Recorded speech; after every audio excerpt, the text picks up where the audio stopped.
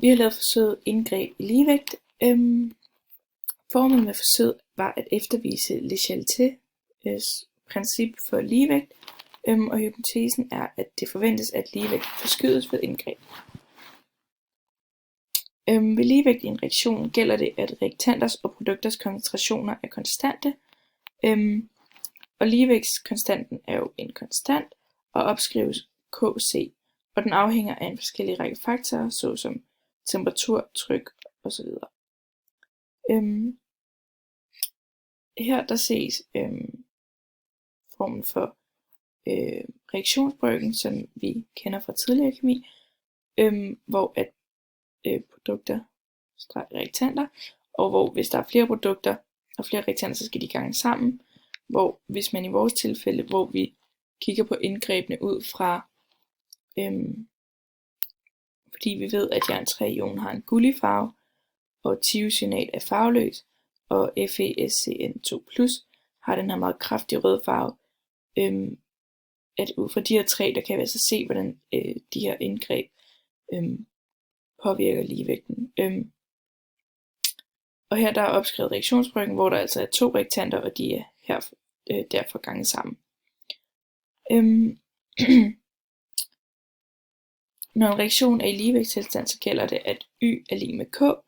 Det vil sige, at hvis Y lige pludselig bliver mindre end K, så er der altså ikke ligevægt, og derfor så vil reaktanterne prøve eller omdanne til produkter, indtil ligevægten har indfundet sig igen, og omvendt hvis Y bliver større end K. Nogle af de ting, der kan påvirke ligevægten, det er temperatur, fordi ligevægtskonstanten er ikke fuldstændig konstante.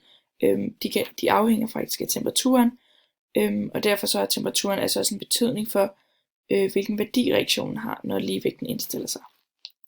En anden ting, det kan være koncentrationsændringer. Koncentrationens betydning for ligevægtens beliggenhed, det kan man se ud fra reaktionsbrøken. Hvis man for eksempel tilsætter jern 3-ioner til ligevægtssystemet, så vil Y lige pludselig blive mindre end K, fordi at koncentrationen altså stiger. Og derfor så vil reaktanterne altså blive omdannet til produkter, og på den måde prøve at udligne uligheden.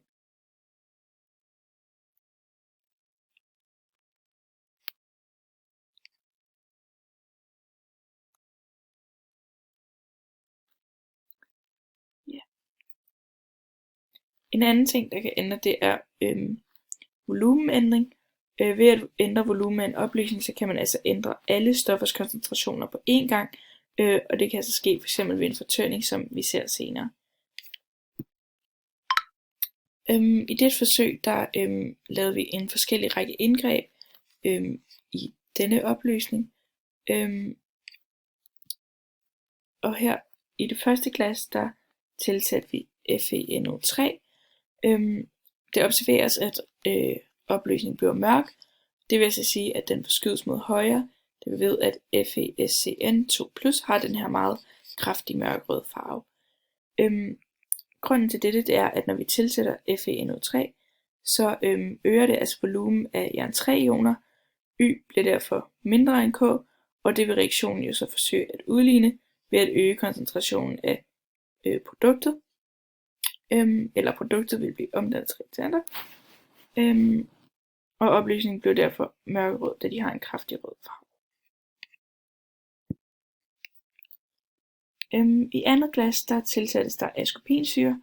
Det observeres, at reaktionen bliver klar eller farveløs, og det vil altså sige, at den forskydes mod venstre, da vi ved, at SCN-ionen er farveløs. Det der sker, det er, at ascorbinsyre går ind og reagerer med nogle af de her jern 3-ioner, hvilket vil sige, at koncentrationen af dem bliver mindre, og derfor så bliver Y altså større end K, og det udlignes ved, at koncentrationen eller produktet vil omdannes til reaktanter, og opløsningen bliver derfor farveløs. I tredje glas, der tilsættes der KSCN. Her kan vi se, at opløsningen bliver mørk, og den forskydes igen mod højre.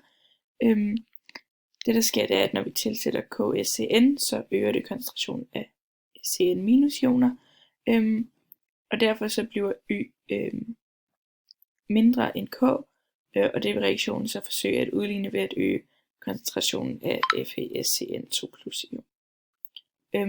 Og den her igen bliver opløsningen så meget mørkerød, da det har den her meget kraftige mørkerøde farve. I glas 4 der tilsættes AgNO3. Her der observeres det altså, at opløsningen bliver sådan hvid, og der dannes bundfald. Dette kan ligesom forklares ud fra ionreaktionen, hvor at Ag+-ionerne reagerer, eller Ag+-ionerne opløst i vand, reagerer med SCN-ionerne opløst i vand, og bliver altså til AgSCN på fast form. Det vil altså sige, at når vi tilsætter AgNO3, så vil Ag-ionerne og SCN-ionerne reagerer, og de vil ligesom udfalde som bundfald. Ja.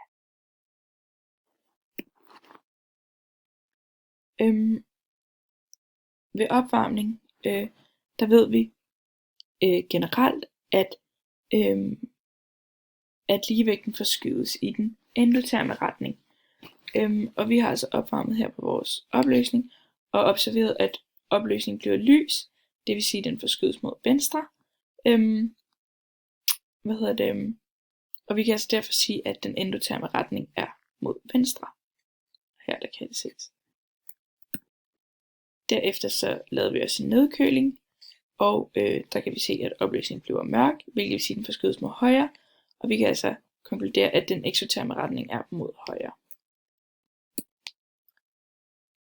Til sidst så lavede vi en